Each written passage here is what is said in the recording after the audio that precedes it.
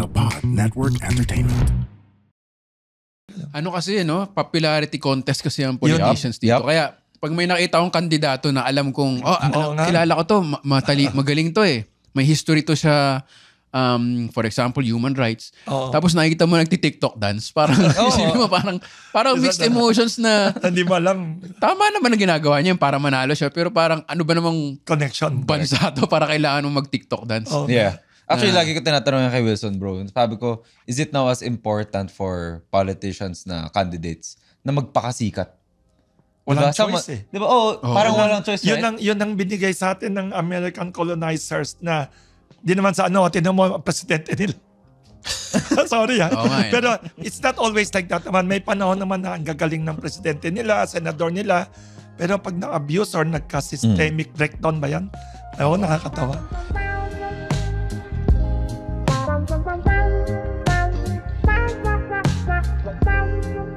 Welcome to Intellectual Wall Podcast, produced, recorded here in the Pod Network Studios. Yung podcast ko, ako isang stand-up comedian with Comedy Manila. And wala, kung sino-sino ginigest ko na interesting, wala talagang tema. At itong dalawang to, medyo na-starstruck ako kasi minessage ko na to sa Facebook group at Telegram group. Meron silang bagong podcast na Pandesal Talks. Grabe, binge-watch ko halos lahat ng episode. Na-miss ko lang yung latest one. And we have here with us Lance Cham, tama? Thank you. And of course, Sir Wilson Lee Flores. Pag-uusapan lang natin ngayon. Sige, introduce ko na. Kasi napansin ko nung napanood ko yung mga podcast nyo at nag-binge watch ako ng mga interview ng Chinoys, parang napaka-positive nila at business-oriented, economics-oriented. And nasabi nyo rin to sa podcast. Ang mga Pinoy, mas political, di ba? Parang mas tribal na ito ka, do whatever, do dilawang tae, parang ganun. Tapos narinig ko sa isang episode nyo na sana sa Pilipinas, mas economics-based din ang news reporting at alam mo yun, yung mentality ng Pinoy versus politics-based. So, and of course, hot na hot ngayon yung tensions between West Philippine Sea, South China Sea. So, sobrang lakas ngayon ng xenophobia na nakita ko nga sa isang Channel News Asia feature ay naiipit yung mga Chinoy. And yung mga Pinoy, parang nagkakaroon tayo ng extreme patriotism na out China, wag kayong bibili ng Chinese. Una-una, imposible. And pangalawa, parang may other side naman ng spectrum na I think sinasabi ko lagi sa podcast, may nuance yung mga bagay. Of course. And being atinista tayong tatlo, alam natin na may racism on both sides. 'Di ba? Parang merong stereotypes yung Chinese tungkol sa Pinoy. Tama. Merong stereotype yung Pinoy versus Chinese. Ay, hindi ko naman gusto sabihin na itong podcast na to, friends lang tayong lahat, walang atraso sa isa't isa. Pero parang ano yung matututunan natin sa gantong Chinoy community or 'di ba? Gantong kultura. Tama. Na pwedeng i-impart sa mga Indyong tulad ko or mga di ko alam paano tawagin pero nagigets niyo yung point. So parang yun lang. Unang-una siguro pag-usapan natin since sinadjust nga ni Lance. Lahat kami ay atinista. Sana hindi kami alienate, no? Pero yun kasi yung something in common. Ano ba sa show mo? Ay, thank you. Natutuwa sa mga podcast mo. Ay, thank you. Ako rin naman. At si Sir, introduce kaya muna natin yung sarili natin. Yung background natin. Si Lance, ang background. Yeah, so ako, atinista rin ako. Graduate ako noong 2019. So, bro, magkalapit naman Magkalapit lang, diba? Mga 10... Magkalapit din kami ni Wilson. Kahit pa paano, diba? Kahit pa paano. So, yun, I think in my year, pinatayo yung Arete. So, hindi ko alam kung naabutan nyo pa yun, no? Yung Arete, diba? Yung gallery natin. Tsaka marami rin bagong courses. And nagturo din ako ng Ateneo for a few, 1-2 years on a topic called Decision Science. So, baka wala pa kayo nun. Hindi ko alam, bro. Hindi ko alam, no? So, Wilson, when were you, kailan ka nag-graduate in Ateneo? Nung nag-aaral ako sa Ateneo, konti pa mga estudyante. Uy. Buong Ateneo University, mula grade school hanggang law school, alam ko kung konti lang. Tapos kung konti lang building, naalala ko first time ako pumasok doon. Parang country club ang dating. Wow. Iba talaga. Solid pala yung Ateneo. Tapos isa pa, hindi ko makalimutan. Nung nag-aaral ako, hindi naman panahon ni Jose Rizal pero nung nag-aaral ako sa Ateneo, naalala ko, every time lumabas ako sa anywhere sa Metro Manila, naglalakad sa mall, anywhere, pag nakita ko isang mukha, alam ko atinista yun. Kasi kukunti lang talaga. Talaga alam mo. Okay. Kukunti lang para siguro. small town vibes. Oo, yung basta the whole university wala pa 2,000-3,000 people. Yun. Anong course mo nun, Wilson? Nag-aral muna ako ng management economics. Tapos after 20 plus units of economics na naisip ko, nag-shift ako sa BS Legal Management. Okay. Ikaw, management Ako management engineering naman. Naku, matalino to. Matalino ka. Matalino. Puro management no? Ikaw matalino. Chinoy bro. Chinoy talaga yung ano na. Puro numbers yun ME. Ako kasi noon management, yun nga, pumasa ako ng honors, pero bilis ko natanggal. So, management. Tapos pag tinatanong ng mga tao, anong business management? Hindi management na talaga in general. Yun pero tawag. mas entrepreneur kayo bro Ang mga management ang daw. nakikita kong trend, very entrepreneurial. Kayong dalawa. Daw. May entrepreneurship. Ano na kayo. Pero nung panahon noon, wala. Wala pa kaming track noon. Heights ka rin di ba? Yun, oo. Si Sir Wilson kasi ay, ano ba, Wilson o Sir Wilson? Ano ba? Wilson lang. Wilson lang. Si Wilson kasi ay isang Mahilig columnist, magsulat. journalist talaga siya. Ang dami na kasing ano ngayon, di ba, vlogger. Si Wilson ay talagang journalist sa mga columns ng newspaper. And apparently, college pa lang siya. Lahat yata ng publications. Lahat ng available na ano. Tsaka bro, sinusulatan it is Wilson who founded one of the oldest organizations in Ateneo. Founder ako ng Celadon. Celadon! Oo, diba? founder. Kung saan sumasama yung mga tao para ma-meet yung mga chinita, di ba? Yun. Siya nag-found doon. Malaking organization. Marami akong mga org na sinali. Ayun. Heights, anong ginagawa mo sa Heights? Tagalog poetry ako doon. Ako din. Tagalog. Ako, sa Matanglawin naman ako nagpa-publish ng Tagalog poetry. So Tagalog. Pero Matanglawin kasi, para sa listeners, yun yung mas progressive content. Progressive, socially aware. Oo. Yung mga Heights, yung mga sad boy lang yan. I'm a poetry ko doon, English naman. Okay. So mahilig ka talaga magsulat, no? Oo, sketches. Tapos guide doon, editor ako, tsaka columnist. Oo. Sila doon yung Chinoy org doon. Correct. Tapos member din ako, Political Society of Ateneo. Wala na ngayon.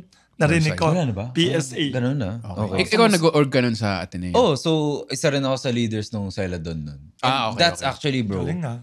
Isegue ko, doon ko na-meet si Wilson. Ay, oo. So nagtatawa bro kasi binigyan ako ng calling card. Sabi ko, bakit yung ng calling card nito, will soon flourish? Email address ko. Yung email address niya pala, ko. will soon flourish. So I think that's a good testament. Talagang writer to no? Regalo ron, pati yung pangalan niya. Galing.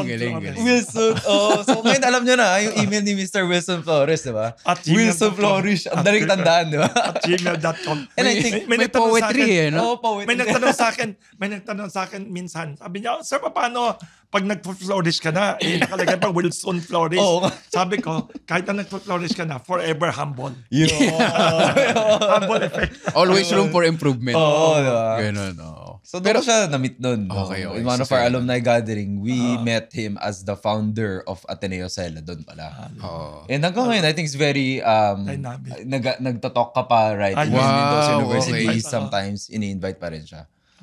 So doon talaga kami nag-reconnect ni Wilson. Hindi naman to alienate the listeners no ng usapang Atenista to. Pero parang lahat naman ng school feeling ko parang ano siya microcosm siya ng lahat na andun lahat, 'di ba? Correct. And yun nga yung makikita mo na ang weird ng school natin, 'di ba? Yung maging kaklase mo lang yung apo ni Ramon ang Pare. Tama ba? Apo ba? Basta may mga ganun no? Mga sendero. Mga asindero. Sa Ateneo Trade, bro, may nagbebenta. Lote-lote As in, 2,000 hectares worth of land. Diba? Nakikita ko nga ganun Mga na yung... apo ng hero. May classmate ako, apo ng hero. So, sa history class ko, sabi ko, kwento mo nga yun, lolo mo o great-grandfather. Pumunta pa ako sa North Cemetery. Tinignan ko pa yung mausoleum ng hero na yun. Sino ba yun? Grabe. May classmate ako. Apo siya ng isang ilustrado ni, kasama ni Rizal. Sa Hong Kong, nag-publish ng libro niya ng Rolly. Napalido doon, nakalimutan ka na. Nakakatawa. I-guess natin next time. Hanapin mo natin pangalan. Tapos syempre, Basa, apelido. Basa. Si Jose Maria Basa. Okay. Great-grandson niya, laging classmate. Maraming mga ganyan. Di ba? Tapos doon mo nga makikita. Cabinet secretary. Sige, ang dami ko kasi gustong pag-usapan pero yes. Nakita ko sa Instagram caption nyo na parang small team lang kayo with the big dream. Kaya nyo binuo yung Pandesal Talks. Ano ba yung... tatlo lang sila, literal. Sa bakery. By the way, visit nyo Kamuning Bakery Cafe. Yes, pasyal ka doon. Yeah, no? 86 years old. 86 years Every old. episode, bro, may pandesal kami. May dala ako pagkain. Sorry, may dala ako pagkain. Akala ko may table tayo. Kain tayo dito. Sorry, kain mo. May pakita natin yung pandesal. Nag-delay ako konti. Display natin next time. May unique na pagkain ako. Akala ko may table dito. Tapos makikikain tayo. Gusto mo? I-set up natin sandali. Sige, time out natin. Sige, okay. Para ma-promote natin. Sige. Yan, may magic na tayo. Bigla may table tayo sa gitna. Ito, visit nyo yan.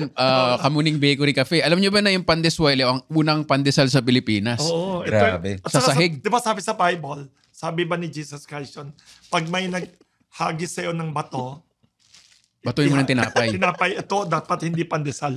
Pandeswelo kasi siksik, Matigas. mabigat. Akala na tao matigas, pero actually, malambot siya na siksik na malutong. Isn't it like the size of the fist? Yes. Diba parang ganun yung kwento mo sa akin? Yes. Oo. Ang pandesal pala, pandesal pala nabuo lang ng American Times, narinig ko sa podcast nyo. Tama. Kasi pag pandesal, akala mo Espanyol di ba? Tama. Yung pala American Times. Dami ko natututunan sa podcast nyo talaga. So yun, ano yung big mission ng Pandesal Talks as a podcast? Paano ba? I think nag-start kami ni Wilson. Kasi, Wilson, a great writer, journalist, di ba? Pero aspiring to be a madalas, he is the one interviewing people. Okay. Di ba? Which I said, bro, sabi ko parang sayang din because you could actually chronicle the life of one Wilson Lee Flores who has a lot of insights, a lot of thoughts, marami right? akong kwento. Kaya nag-start kami ng ganitong show and truly yung point namin is gusto sana namin mabigyan ng konting attention to literature, to poetry. Kasi alam naman natin kapitalista talaga ang Pilipinas, bro, di ba? Profit lagi iniisip natin. But I think Wilson has been an outlier when it comes to really promoting poetry, culture. So yun, I think makita nyo yung episodes namin, economy, Lapit lang natin. politics, diba? And whatnot, right? So, yun, we've started mga 10, 11 episodes, bro. And honestly, bro, parang ito yung term namin sa industriya namin, product market fit. Bro, walang ads or anything. Saka walang script, bigla lang darating siya. Tapos kahit ano tinatanong niya. Yan ang gusto ko. Sobrang organic, bro. Maabot yung reels namin minsan 300,000 views, di ba? Parang it's just because people wants to listen to a person that's very well read, di ba? Very great writer, di ba? Ang ganda ng mga topics. Saka magaling magtanong. Hindi naman. So yun, I think that's the mission and I think people are slowly getting some value, diba? To just listening to the life of Wilson Lee Flores. Diba? Or ideas. Ayun. Laki, sobrang refreshing niya. Kasi, yun nga, hindi siya, parang napaka-low-key. For example, yung mga tycoon dito. Ano ba ibig sabihin ng tycoon tsaka taipan? Ano ba kinagkaiba nun? Actually, pareho lang yun. Pareho lang yun. Criteria yun. Hindi ko alam kung ano yun. Actually, pareho lang yun. Pero ako kasi, the reason ginagawa ko yan noon, nagugulat mga tao. Actually, nasa Ateneo pa ako noon. Malalaman edad ko. Nasa Ateneo pa ako noon, hobby ko na magsulat sa dyaryo. Okay. May column na ako sa dyaryo. Pero wala na yung dyaryo, Manila Chronicle. May dyaryo noon, pag-aari ng Lopez family ng ABS. Grabe. Tapos, nag-contribute lang ako ng isang essay na mahaba. Tapos tuwang-tuwa yung matandang publisher, si Chino Roses. Di ba may kalsada? Si Chino Roses. Walang biro, matanda siya. Nakita niya ako doon. Grabe lang na alam namin. Kilala mo yung actual Chino Roses. 1980s yun. Nakakatawa. Wala na edad ko. Tapos nag-aaral ako sa college. Noon wala pang fax, wala pang email. Nakakatawa. Pag magsusulat ka, isasubmit mo physically.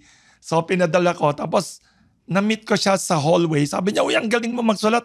Pwede gawin mo to every week. Sabi niya, sinabi lang nung matanda. Tapos ginawa ko yung for 2.5 years.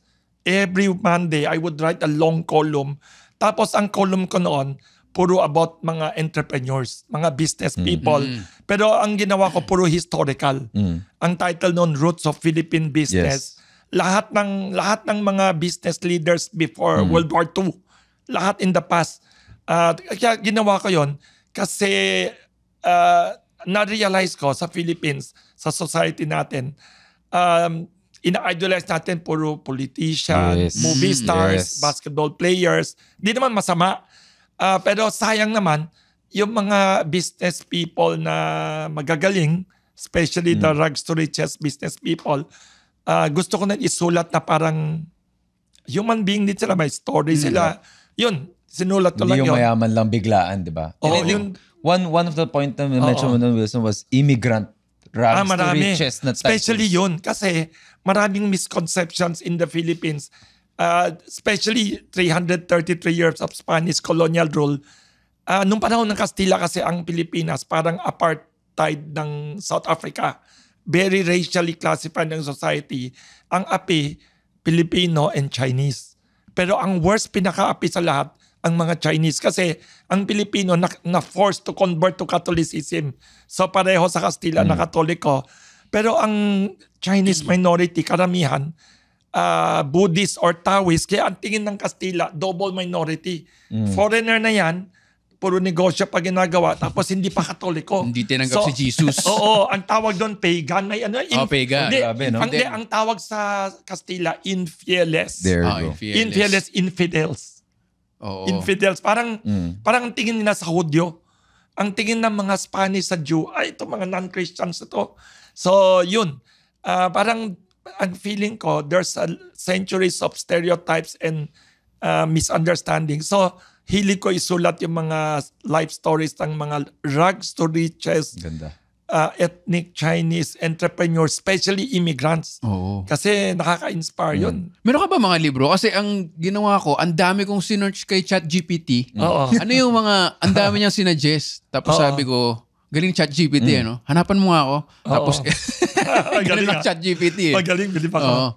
Pero, laging out of stock or meron Ateneo University Press, yung kay Gokong Wei, yun, nahanap ko sa Shopee. Pero the rest, ang hirap hindi maghanap. Ateneo, magugulat ka.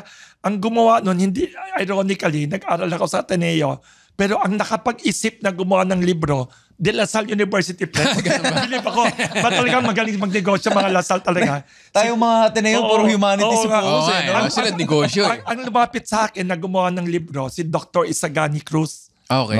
Unfortunately, may sakit siya. So parang retired na siya.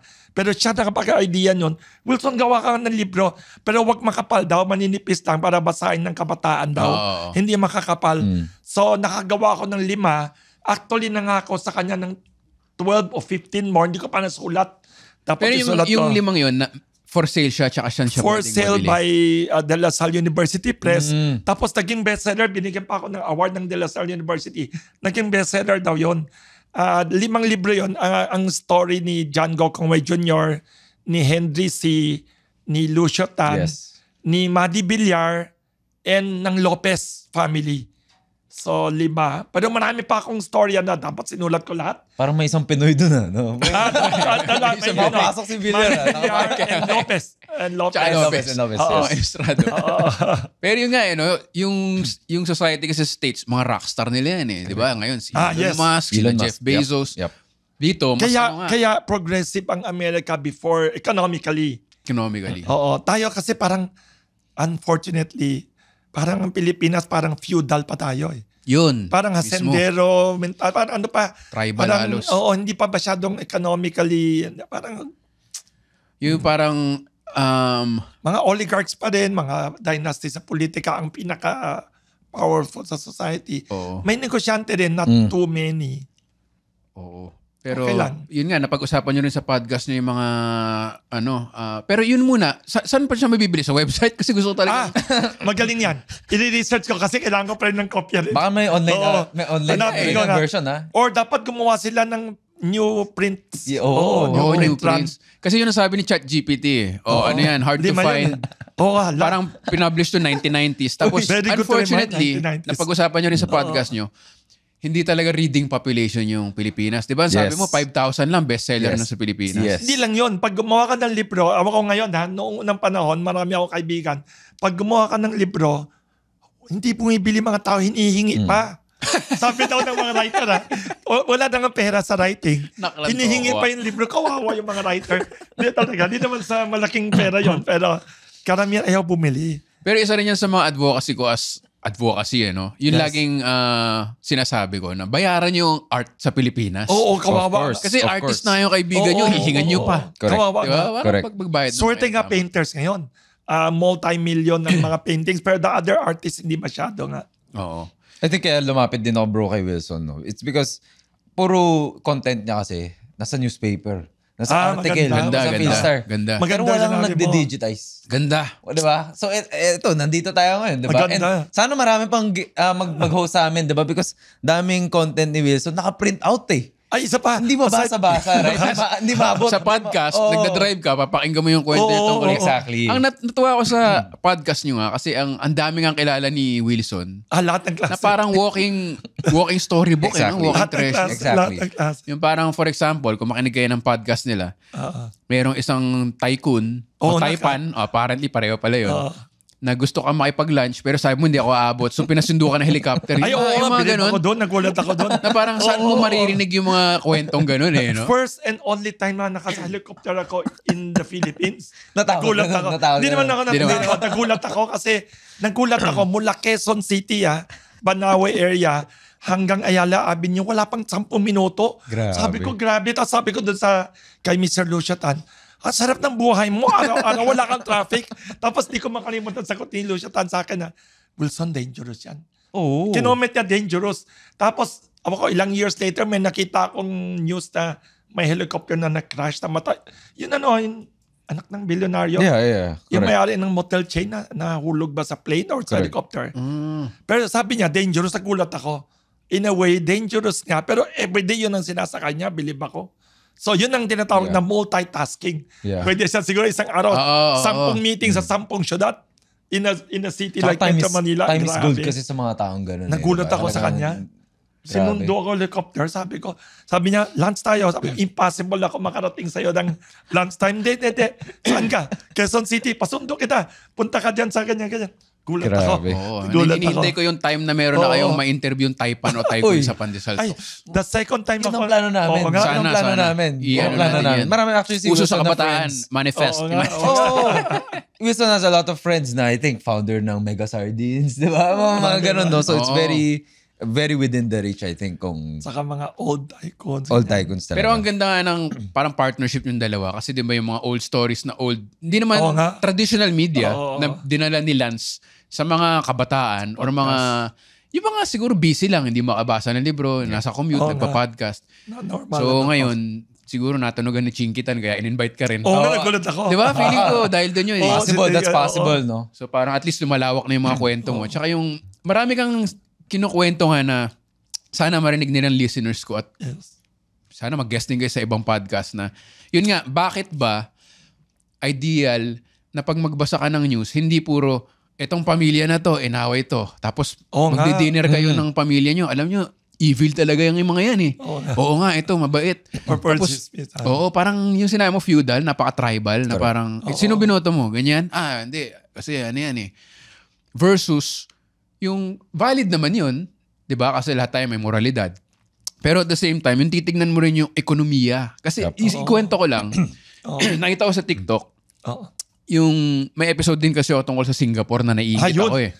Natuwa ko sa Singapore.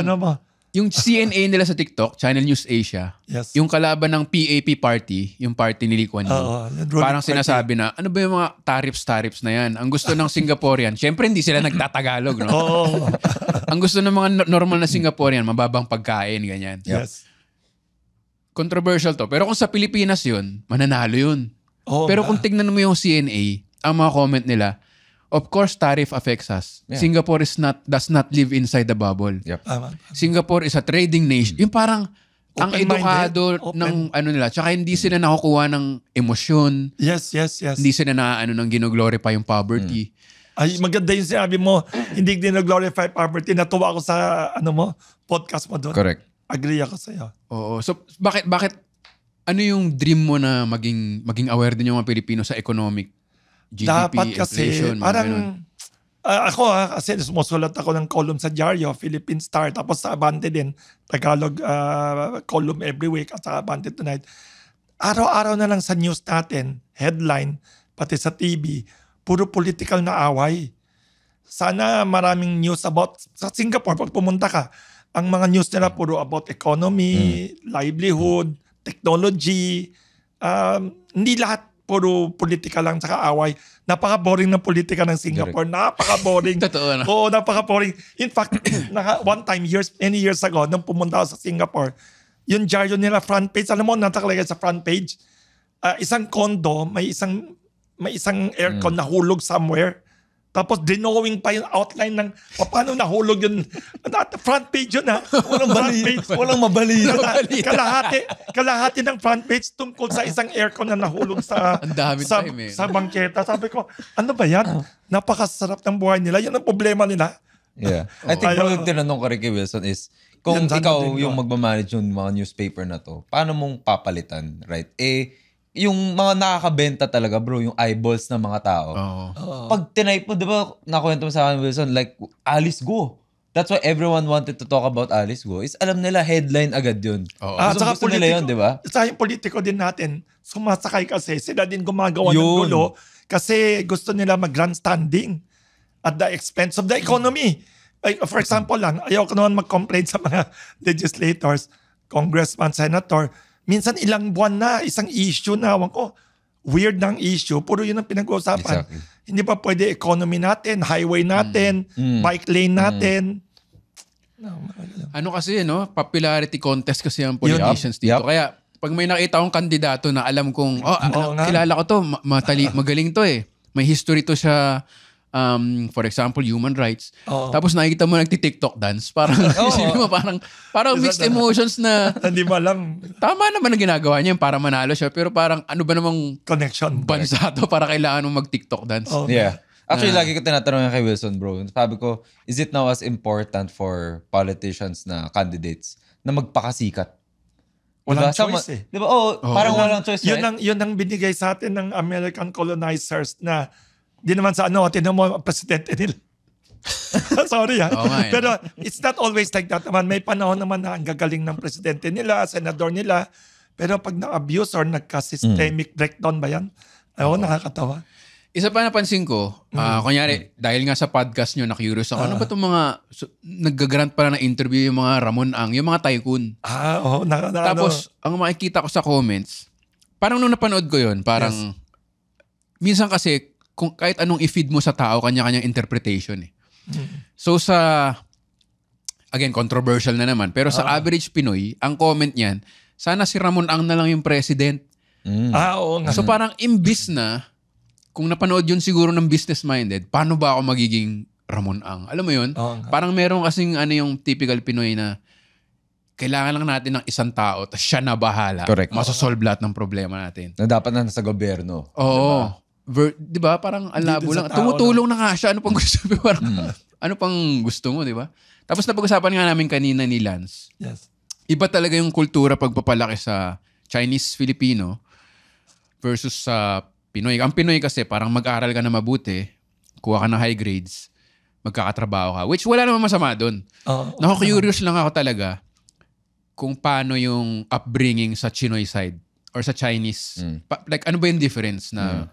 Kasi na-analyze ko yan kasi I think during the Spanish time, historically, ang nangyari kasi nung dumating mga Chinese immigrants sa Pilipinas doon sa Spanish time, napaka-feudal ng Pilipinas. Mga landlords lang, saka farmers. Yung buong economy, mga landlords, mga farmers. Ang landlords, karamihan, mga Kastila. At saka mga local na elite na Pilipino. Tapos the rest ng masa, farmers.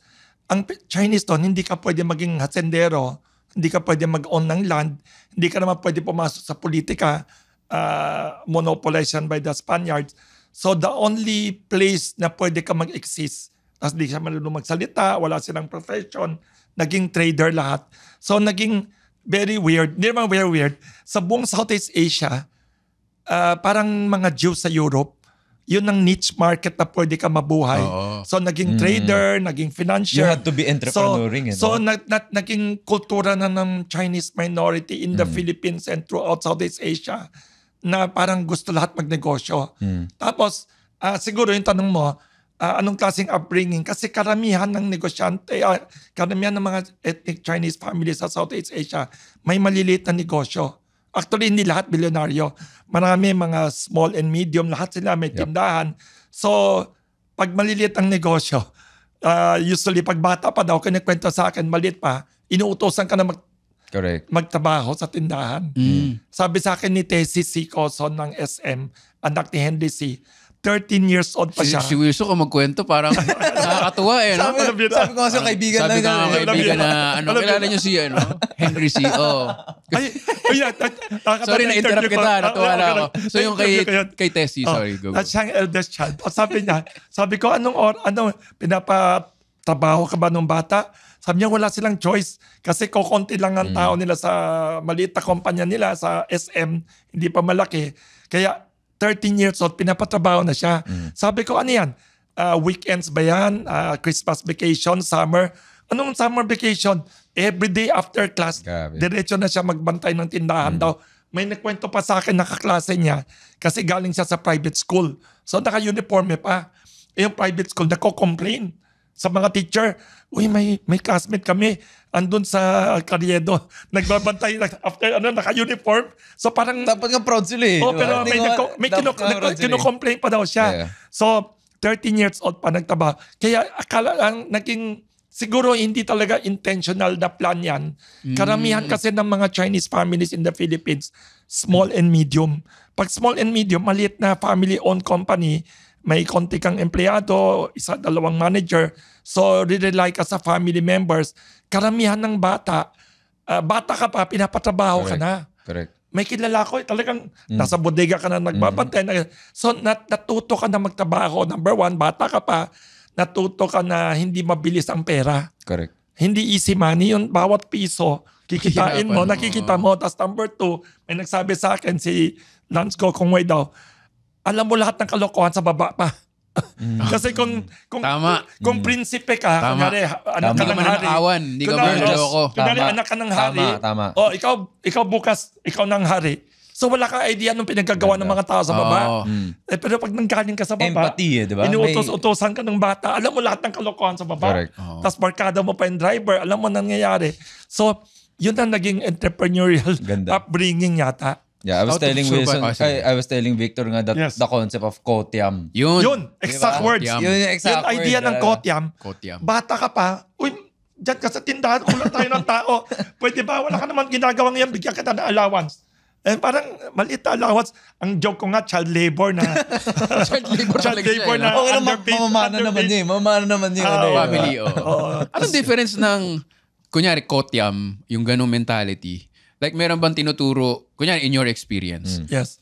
May growth mindset ba talaga? Kasi may sinabi si Nick Joaquin na may culture of smallness sa Pilipinas. Totoo. Anong iba ng tindahan ng Pinoy versus tindahan sa Binondo? Na ang kwento sa akin ng auntie ko, nakikita mo ba yung mga nagbebenta ng screw dyan? Wala lang, di ba? Alam mo ba magkano parking slot dyan? Alam mo ba bilyonaryo yung mga yan? Tapos ako parang hindi ko makonect kasi ang idea mo ng businessman, yung malalaki. Pero anong difference ng Chinese? Ay, may kwento ko sa'yo. May isang stockbroker, si Vic Lim Lingan ang pangalan. Stockbroker, may ginawa siya libro about Chinese entrepreneurs in the Philippines. Hindi ko makalimutan kwento niya sa akin. Sabi niya, ang impression ng tao, maraming Chinese na smuggler. Pero actually, marami din ng Filipino smuggler. Sabi niya, ang problema daw, hindi nagnalas yung Filipino smuggler daw. Karamihan daw kasi, pag yumaman yung entrepreneur, hindi lahat karamihan daw, pag may konteng pera, bibili agad ng mansion. Bibili agad ng luxury car and all that. Ginhawa. So, nawawala minsan. Nawawala na sa negosyo or hindi lumalaki.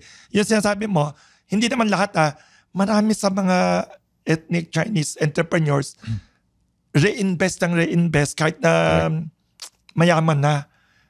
Yan ang kwento ko sa kanya nung isang araw.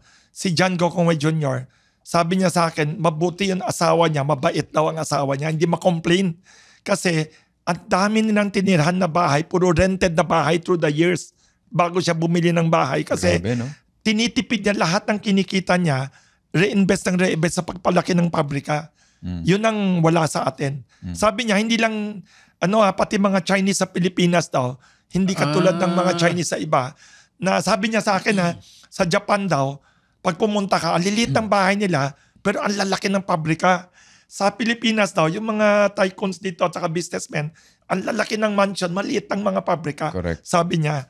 Kaya, yun sinasabi mong idea ng smallness, in general yan. Pero may a few people na nagre-reinvest non-stop, nagiging super laki. May term ba doon? May Chinese term ba doon para sa reinvestment? About reinvest, ano yung tawag doon? Delayed self-gratification. Paano the translation? May Chinese term doon. Parang para magsulat na kayo ng libro na... Sa Chinese, may isang sikat na term na all over the world, lahat ng Chinese alam yan. Jiako sa Hokkien. Sa Mandarin, Ziko. Eat bitterness. Literally. Ibig sabihin, may attitude ng mga Chinese by nature. Yun may cultural na you have to endure hardship to get what you want. Ibig sabihin, hindi darating ang ginahawa na wala kang dadaanan, hirap mo na. Kaya parang to suffer, hindi yun suffer forever na yung kinikwento natin kanina na okay lang maging poor. Yun, parang suffering is part of success. Kaya nga bro, ngayon sa generation namin. I mean, generation namin, ako kasi third generation na ako. So, yung lola ko yung mismong galing sa China. So, sometimes...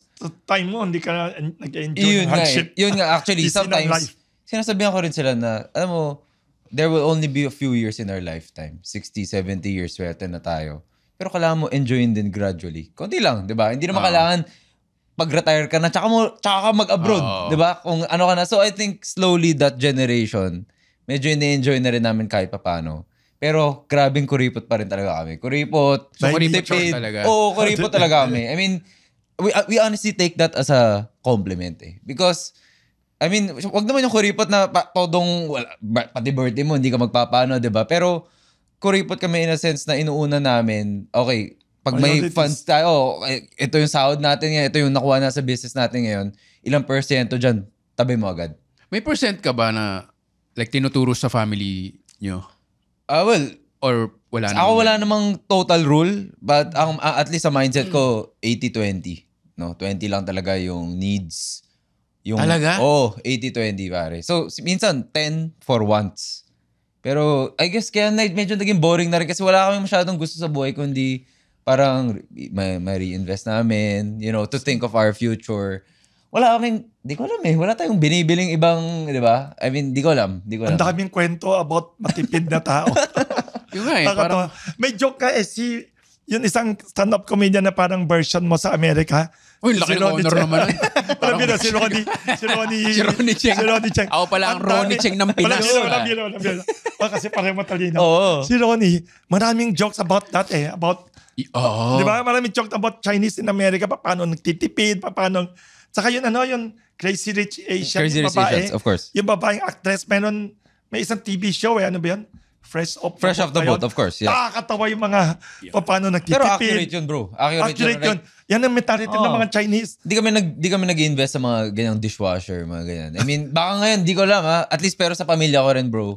Di kami nag-invest sa ganyan. I mean, sanay kami talagang hugas plato lang. Matatawa ka sa mga kwento ng nagtitipid. So, tuwang-tuwa sila pag na-introduce na sila to this technology. Kasi, alam mo to, kaya mo na palang padaliin yung buhay mo. Ayaw mo lang gastusan. Hindi rin malayo sa akin kasi Ilocano ako eh. Alam niyo naman, Ilocano ko. Yan ang stereotype naman ng buong Pilipinas na ang Ilocano, kuripot. Kasi yung parents ko naalala ko nun. So ganun din sila kasi napag-usapan yung immigrant. Meron akong, hindi ko alam kung kaya kong gawin joke.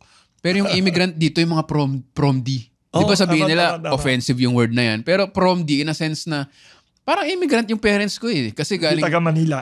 Oo, galing Tarlac yung... Kaya yun, naging successful sa buhay. Tapos ako yung next generation, tanong mo, patulog-tulog lang. Ganyan. Mas tamad. Pero sa kanila, talaga grabe. Kasi may something nga na pag komportable ka na nga, parang nakakapatay din siya ng ambisyon eh. No? Yung Chinese nga, narinig ko sa podcast nyo, una-una may winter sa China.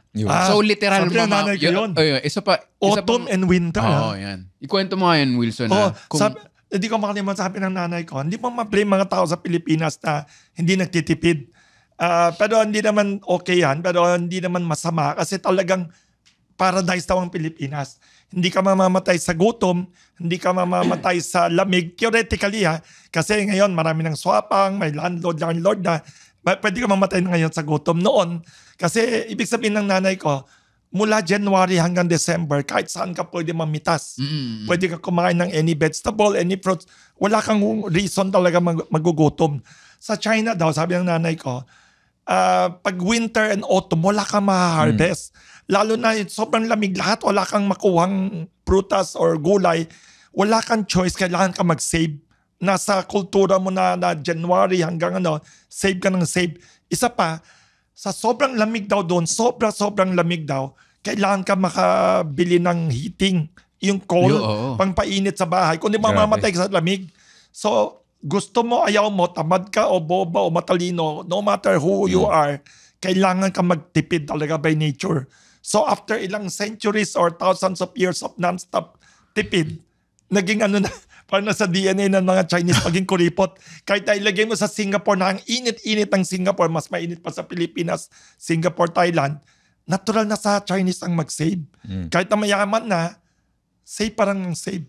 Yun. Yeah. Tapos tayo naman sa Pilipinas, ang theory ng nanay ko, hindi naman masama yun, pero kailangan matuto lang tayo mag-save. Kasi tropical paradise eh.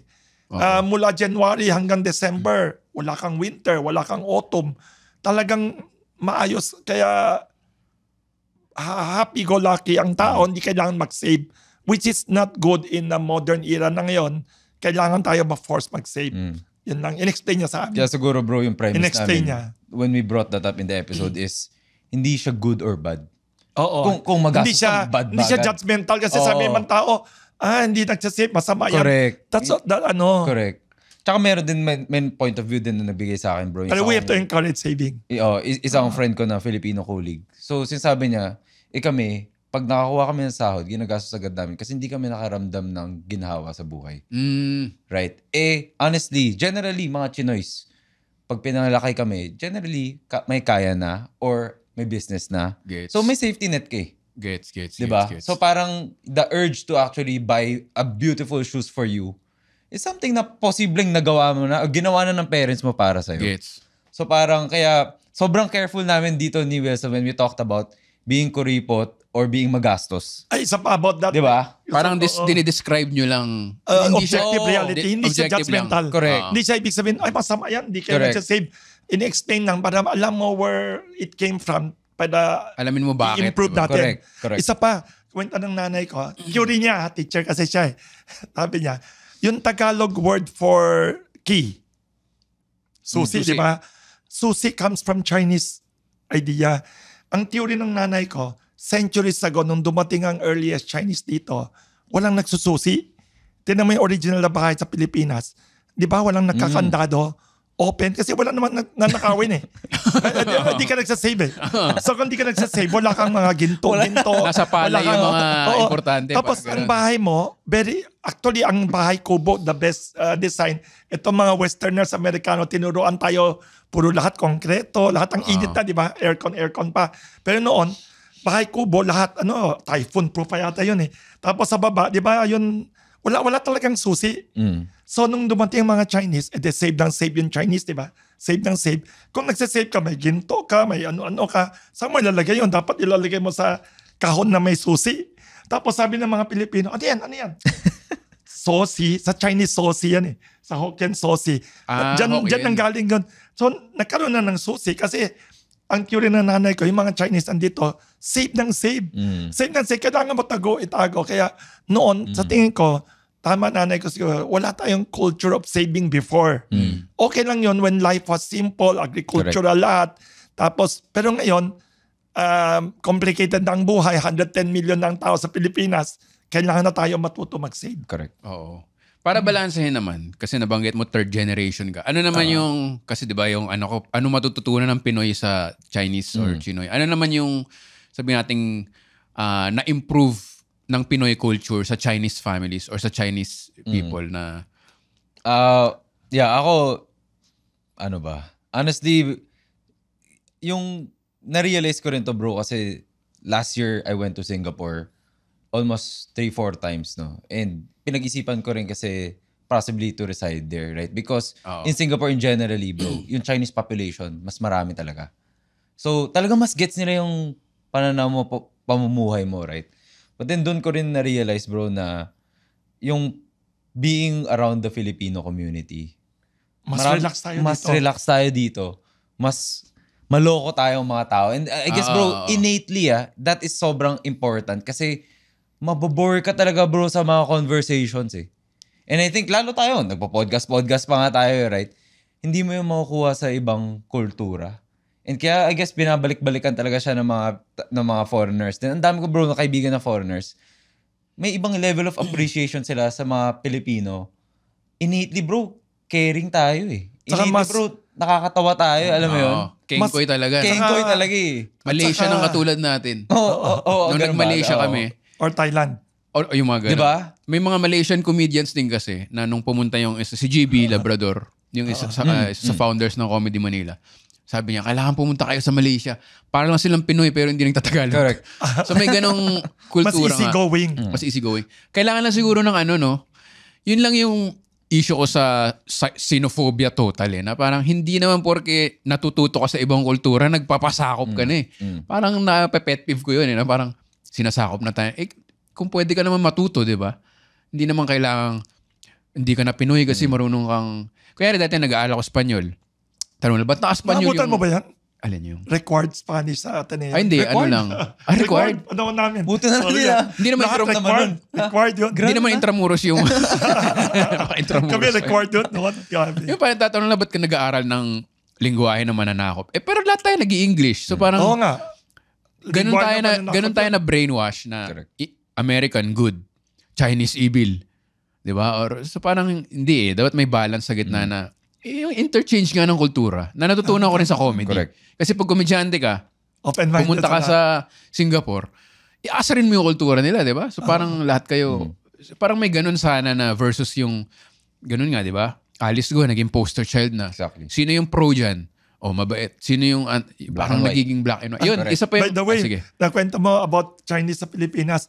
Tayo sa Southeast Asia, naalala ko pumunta ako sa China noon, may isang travel group. Sabi ng tour guide sa akin, may comment siya, Wilson, may tanong ako sa'yo. Bakit lahat ng Chinese sa Southeast Asia, kayo sa Pilipinas ang pinakamahilig mag-shopping? So, nakuha yan sa Pilipino. Sa lahat ng Chinese groups daw na pumunta. Ganda kasi ng mall natin. Sabi niya, may Chinese daw sa Thailand, may Chinese sa Singapore, Malaysia. Pag Chinese sa Pilipinas, nasa China daw, puro nangungulit. Kailangan may shopping time, may hilig. Tapos number 2 daw, parating late.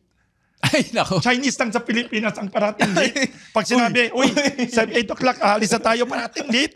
Ibang bansa daw, hindi daw. Pag Taiwan, Singapore, Pilipinas. Tapos, mas late pa kami dito kaysa mga Filipino weddings. Correct. Pupunta ako sa Filipino wedding, nakalagay 6 o'clock, 7 o'clock.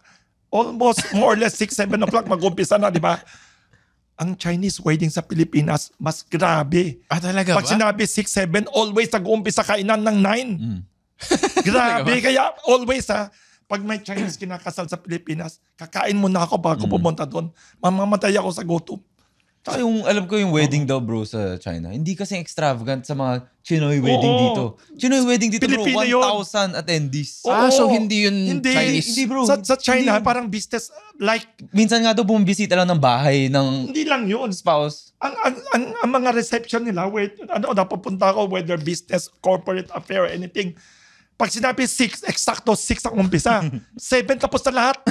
Pati speeches. 1 hour lang. Mga 1 or 2 hours. Parang lampas na. Parang ano pang parang waste of time. Pero dito, 6, 7 o'clock, hindi pa nag-umpisa magsalita yung mga guest speaker. Haba-haba. Talagang nakakatawa. Tsaka out of the 1,000 attendees, as in nagiging joke na nga to sa amin bro, na yung 1,000 attendees mo sa wedding mo, 60% doon, kaibigan ng nanay-tatay mo. Because it's their chance to reconnect with their, business partners, or their cousins. Very Filipinized ang very mga Filipinized, di ba? Dito. Tsaka, mas marunong mag-enjoy ng life. Kasi walang biro. Ang mga Chinese sa China, Taiwan, Singapore, grabe competition. Grabe ang competition. May kaibigan ako, taga-Ateneo din, graduate. Nagtrabaho sa isang Filipino company in China, Oishi. Grabe daw competition doon. Ganun. Grabe. Pag kahit empleyado ka lang daw, non-stop ang competition. May good and bad. Ang good, non-stop competition. Non-stop work ethic. Correct. Ang bad naman, nakaka-pressure talaga. I think bro, siguro last go dun sa tanong mo, di ba? Isang hindi ko naisip agad kanina is, I would like to think kaming mga Chinese-Filipino, mas natuto rin kami ng ethics from the religious country that is Philippines. Di ba? I mean, madami talaga. Kumikita ka, todo yaman ka, di ba? Pero at the expense of who? And at the expense of what? 'Di ba? Illegal na yung mga ginagawa mong practices. And I think dito, generally, yung mga Chinoy, I mean, may mga maloloko rin talaga, pero generally, medyo na ano na kami. Parang may ethics na talaga. Priority din namin alagaan yung people that worked for our businesses, mga ganun ba. So I think more caring. Saka hindi lang yun. Ang mga Chinese na naging Katoliko sa Pilipinas, mas Katoliko pa sa Pilipino. Ganun. Grabe. Ganun na. Mas deboto pa sila. Oo. Si Cardinal Sin. At tatay niya, Chinese immigrant. Tatay niya, Chinese immigrant. Tapos, basta maraming ganyan. Oo. May uncle ako. Yung uncle ko, pinsan ng tatay ko, ang tatay niya Buddhist na Buddhist. Lahat sila Buddhist. Siya naging Katoliko. Ang pastor pa sa Vatican, sobrang, ang mga Chinese sa Pilipinas na Katoliko, mas Katoliko pa sa Pilipino, sobra. Si Tagle ba? Half Chinese. Half Chinese yun. Kaya pala may hawig talaga diba? Hindi lang yun. Hindi napapansin ng media sa Pilipinas kasi hindi issue yan. Pero may secret alas siya na hindi alam ng lahat ng tao. Kaya hindi ako magugulat kung naging Pope yan. Alam mo bakit?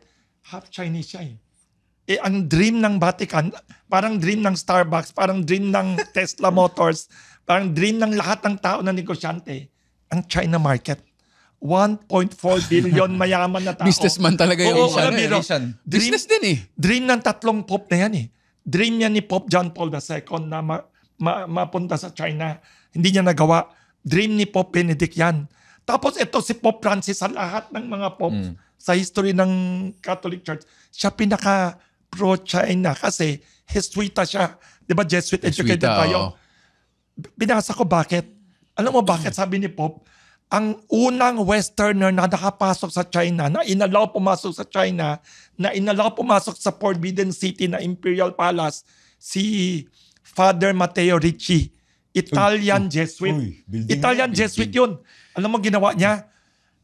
Pinag-aralan niya China. Sabi niya, ang China, hindi mo pwede i-conquer yan na i-colonize mo, pipilitin mo sila maging Katoliko.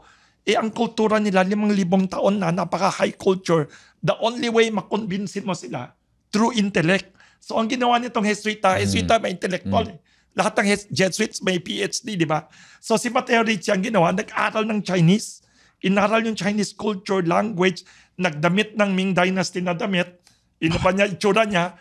Pagpasok niya doon, pinag-uusapan niya astronomy, mathematics, mga ganyan, philosophy. So yung mga intellectual ng China, yung mga emperor, mga nasa paligid, patalino to itong puti na to, hindi to barbarian May alam to bang utak to So nakipagkwentuhan, naging kaibigan, mag-tutor ka nga sa anak ng emperor. Wow. na-convert niya isang Chinese into Christianity, isang aristocrat. So ang unang pioneers ng Christianity sa China, Jesuita. So dream, tapos ito pa, si St. Francis Xavier, dalawa silang founder ng Jesuit Order, Society of Jesus, St. Ignatius de Loyola and St. Francis Xavier. Dream din niya China market. Araw-araw gusto niya pumasok. Di siya nakapasok. Namatay siya sa isla, sa labas ng China. Dream niya yun hanggang namatay siya. So ito si St. Francis, si Pope Francis, pala hindi siya saint. Si Pope Francis, alam niya to. So sabi niya, kung hindi nagawa ni Pope John Paul, hindi nagawa ni Ben, ako gagawa nito. So, kinausap niya China non-stop. Dream niya yun. Kaya pala siya yung tinatawag na Asian, diba? Tapos ngayon, tawag sa kanya Asian. Asian parang pro-Asian na pero hindi alam ng tao, si Cardinal Tagle, half Chinese siya, parati niya kinikwento lolo niya na immigrant from China. Nakikita pa niya nag-ancestor worship. Ang ancestor worship pala, hindi yan against religion. Accepted yan by the Jesuits as cultural practice. So alas ni Cardinal Tagle, part Chinese siya. Baka dahil doon, makonbinsi ang China na, sige na nga, mag-open na tayo ng diplomatic relations. Yun. Baka, yun ang alas siya posible sa botohan dyan.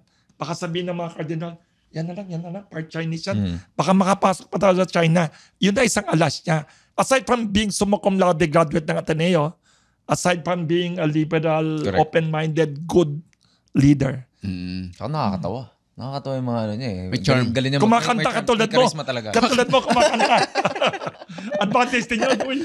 Marunong siya Chinese? I don't think so. Hindi yata siya marunong. Pero baka nag-aral konti. Pero Kasi hindi siya nag-aaral ng Chinese. Pero alam ko, part Chinese siya. Marunong ka ba ano yung alam mo? Fukien, Mandarin? Fukien, nag-aral ako ng Mandarin especially better than others. Ako din, fluent din ako sa Spanish kasi ako lahat sa Spanish. Editor pa ako doon sa klase namin sa Spanish class. Naggawa pa kami ng publication. Ginawa kong editor. Napapractice mo ba? Matagal na, wala na. Mahirap pag na di mo dito nagamit na, wala na. Correct. Ikaw, marunong ka anong ako, dialect? Fukien generally, bro. Tapos Mandarin, I think okay naman. Pero hindi kasing, syempre, kasing proficient na nila. Nag-aral pa ako on my own. Up to now, nag-aaral ako non-stop. Yan ang next kong gusto Kasi feeling ko talaga, ang laking bagay ng Hollywood. Pag-usapan din namin ni Red Oliero, yung isang comedian. Manood ka ng Transformers, ang ibabalandra nila yung mga bago nilang military vehicles. Parang warning to sa buong mundo. Parang pinapanood mo si Optimus Prime tapos yung mga kalaban na robot, tinitira ng American aircraft. So parang may underlying na pag alien nga kaya namin upakan So parang ang dami feeling ko na misunderstanding literal. Dahil hindi tayo marunong mag-Chinese, di ba? Parang ganun lang kasimple. Na parang feeling ko kung alam mo, mas maintindihan mo versus yung hindi ko alam. Even bro sa culture namin, pag narinig namin na marunong ako magsalita ng Fukien, iba agad. Iba syempre. Agad. It's like you're speaking parang marunong ka mag-Ilocano. Pamilya Pag nakausap mo dala Ilocano, ibang dating. Ibang dating Kaya bro, yung term namin sa Chinois dito is Lanang. When it's actually translated as our people.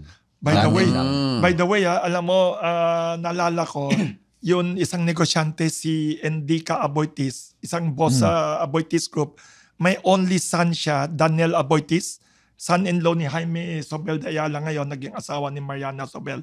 Sabi niya sa akin noon, kwentuhan sa isang dinner, na itong anak niya, pinaaral niya sa China ilang taon daw.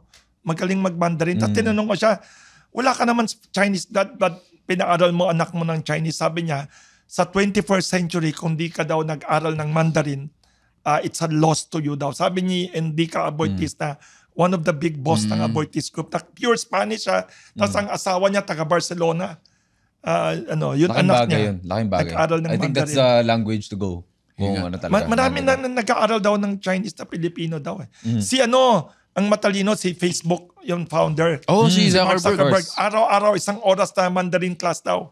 But is it because of his wife? Akala ng mga tao, pero alam ko ang white niya Cantonese ang salita, hindi Mandarin. Okay. Ang white niya is local born. He really learned it, diba? Business-minded talaga siguro. Business-minded talaga. Dream din niya.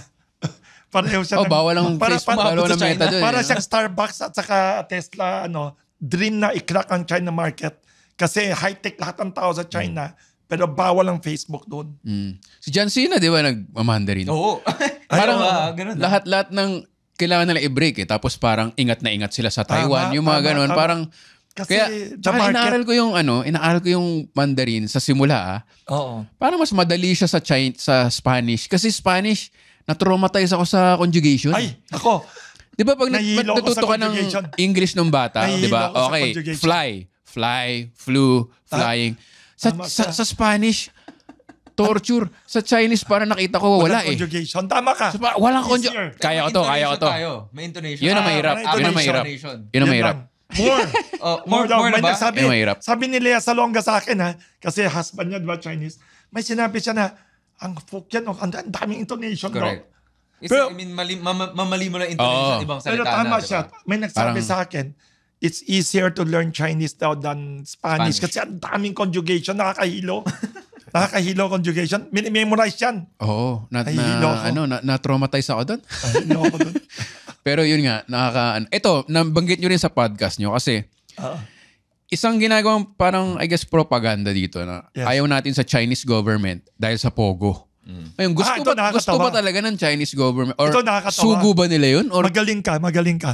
Kasi, kunikwento ko sa isang politiko one time, nagkukwentuhan kami. Sabi nila, si Duterte daw, pro-China, anti-US. Sabi. Tapos kwento ko dun sa isang UP professor. I think hindi siya pro-China, hindi siya anti-US. Ano lang siya, Machiavellian. Alam mo bakit sabi ko Machiavellian? Kasi ang number one hit ng China government daw, Pogo. Number one hit niya. Pero panahon ni Duterte, inalaw niya yan. Pinapasok niya. So siya, case to case yan. kung okay for him or for the Philippines, okay siya. Tapos ang mga official niya na inappoint niya sa DFA, si Teddy Boy Locsin Atenean yan, mas magaling pa mag-English kay Donald Trump and Biden combined. Mas Amerikano pa yan sa cultural. Ang galing niya. Kasi suki ng Kamuning Bakery yan. Kaya sabi ko, ganun.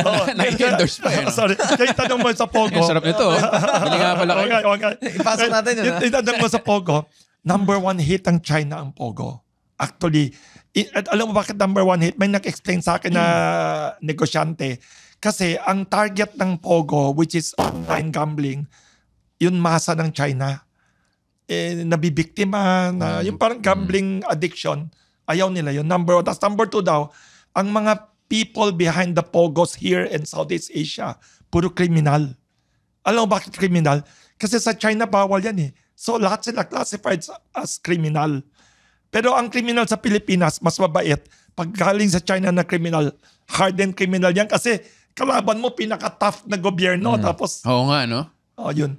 Kaya, again sila. Pero unfortunately, in the Philippines, napagko-combine yung Pogo and China. Parang, Chinese government. inallow nila yan para guluhin ng Pilipinas. Actually, pag ginugol mo lahat ng mga news reports, every time nakikipagmitaw ang China leader kay Duterte or kahit sinong presidente, yun ang number 1 sa list of requests. Pwede ba ihinto nyo lahat ng Pogo na yan? Kaya maganda naman hininto na kasi puro criminal nasa likod daw. Oh. Sana ihinto talaga. And it's not just naming. Very diba? good. Diba? Bakit? Kasi Pwede baka bang... you can just classify the name tapos iba ng pangalan. Yung Pwede. operations, diba? Yun ang danger. Yun ang danger. Kuwari podcast sila tapos... Oo. Diba? Kunyari BPO. Kunyari BPO or something. Di pala... BPO. Studio pala. No? BPO. Kaya isa na sa tips namin sa nakikinig sa amin, bro, is para ma-promote din yung conversation. Is, syempre yung mga China people na nakikita mo talaga dito is yung mga illegal na ayaw nga ng mga China dun sa operations Sa sila. Pogo. Yun, dun ka na-expose sa Filipino, diba? Yan yung mga nakita mo Chinese. Pero pag pumunta ka sa China, diba? Or try mo kausapin yung mga Chinoy mong kaibigan, may iba rin silang pananaw sa buhay, diba? Hindi naman lahat ng tao gaya ng ganyan eh, diba?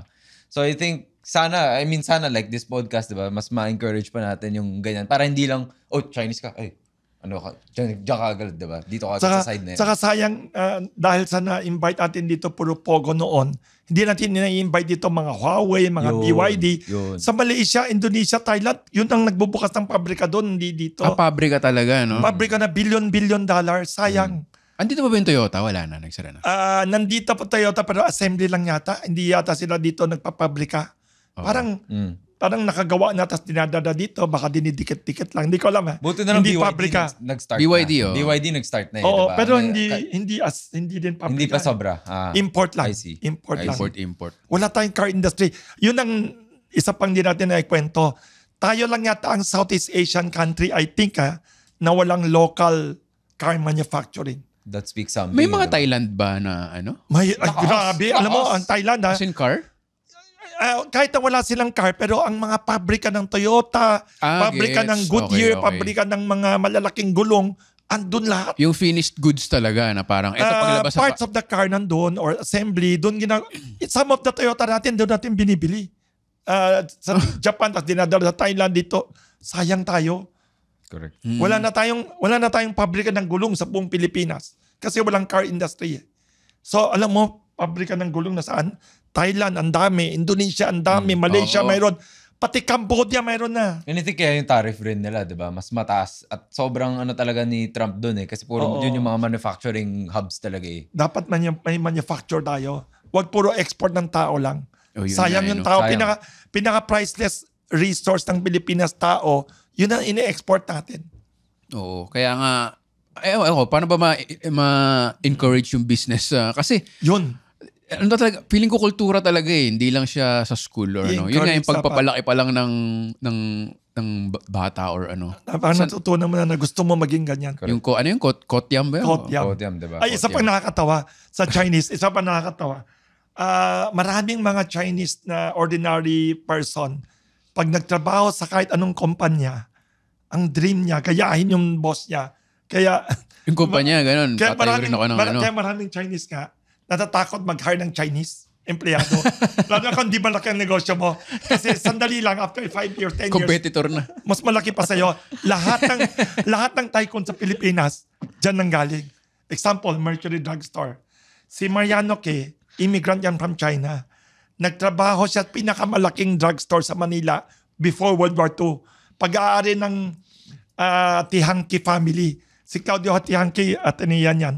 The first Ateneo summa cum laude and top notcher sa bar exam. Ang tatay niya may-ari ng largest drugstore in Manila before World War II. Ang pangalan, Pharmacia Central. Sa may, ano ngayon yan? Calle Rosario daw noon, ang tawag ngayon, Quintin Paredes Street, malapit sa Binondo Church. Yan ang largest drugstore in the Philippines noon. Doon, empleyado si Mariano kay sales clerk. Later, lumabas siya, nagbukas ng Mercury Drug, the largest in the Philippines. Wala na yan kay Tihanki. Saan nagagaling yung ganong ambisyon? Si Lucio Tan, ganyan din. Saan nagagaling yung ganong ambisyon na mindset na gusto ko mas malaki? Ano ba siya? Sa relihiyon ba siya? Sa pamilya? Good question yan. Di ba? Parang nagwa-wonder ako eh. Kasi may binasa ko libro, hindi niya nasagot eh. Yung Asian Godfathers. Binasa ko siya. Bakit yung mga... Nabili ko, hindi ko pa nabasa. Sa library mo pa. Yun yung ano niya eh. Yun yung tanong kasi ng, di ba, parang bakit pag may Chinese, kahit sang ano mo lagay, hindi niya nasagot eh. Parang, talunin yun, boss. Oo eh. Pero lahat, walang biro. Di ba? Si Lucio Tan, ganyan ha. Si Lucio Tan, tinanong ko, Sir, saan ka nag-umpisa? Sabi niya, high school ako, working student, sa Bataan Cigar and Cigarette Factory. Ang sweldo niya, 50 pesos per month.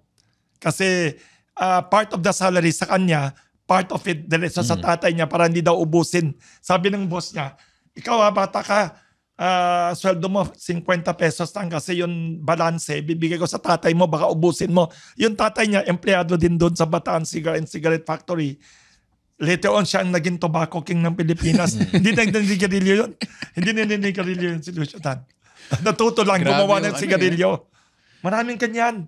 Sino pa? Lahat ng kilala ko na nag-umpisa somewhere sa...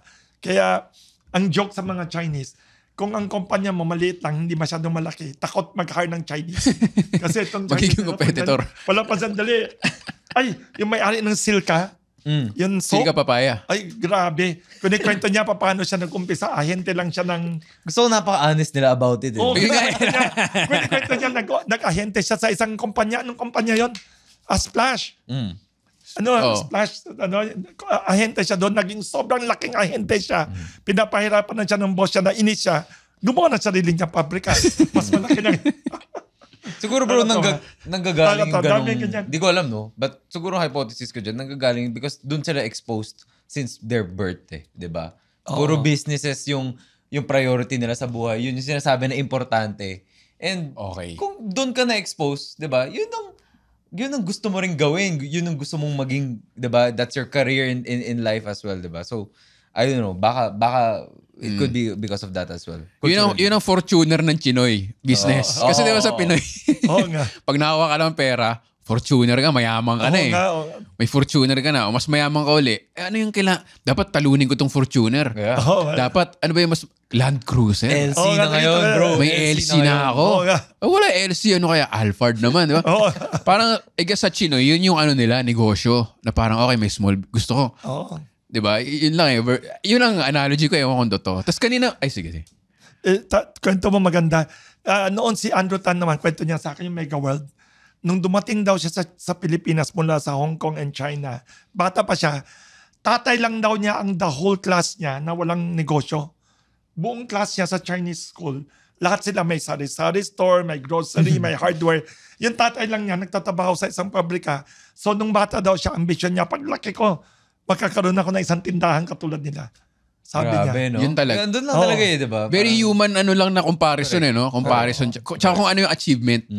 Diba? I think kaya maganda yung kwento ni Wilson. It's because he starts with the mismong tatay or mismong tycoons eh. Kasi kung ngayon tinanong mo ni anak niya, tama. Medyo diluted na eh. Diba? Honestly, masarap na yung buhay nun eh. Diba? Kaya lagi niya sinasabi sa akin, rags to riches dapat yung kwento niya. Si Henry C. naman, ang kwento niya, hindi ko makalimutan. Tatay niya naman niya, may sari-sari store 2. Na wipe out ng World War II. Na bankrupt yun isa, na loot yun isa, tapos nagbebenta siya ng sapatos. Yun lang. retail, naging ano. Kaya Shumart di ba? Yung kanina nabanggit mo na sa Singapore ka, kumbaga ano yung nabanggit mo? Parang mas malinaw yung interchange between, mas naiintindihan kung ano yung pinag-uusapan. Ano ba yung pinag-uusapan na yun? Bilang isang hindi Chinoy. Parang ano ba yung... Generally, napansin ko, no? In Singapore, generally, achievers din sila lahat. Right? So talagang during pupunta ka na sa bar, bro. Sa bar, masaya tayo, diba? Maloko na tayo agad. Pero doon, their goal, bro, hindi Instagram yung nila, LinkedIn. LinkedIn ang calling card nila doon. Hingi nila sa'yo yung LinkedIn mo for a chance to network with you one day. Yun nga, LinkedIn. Kaya medyo dumami yung followers ko doon sa Singapore.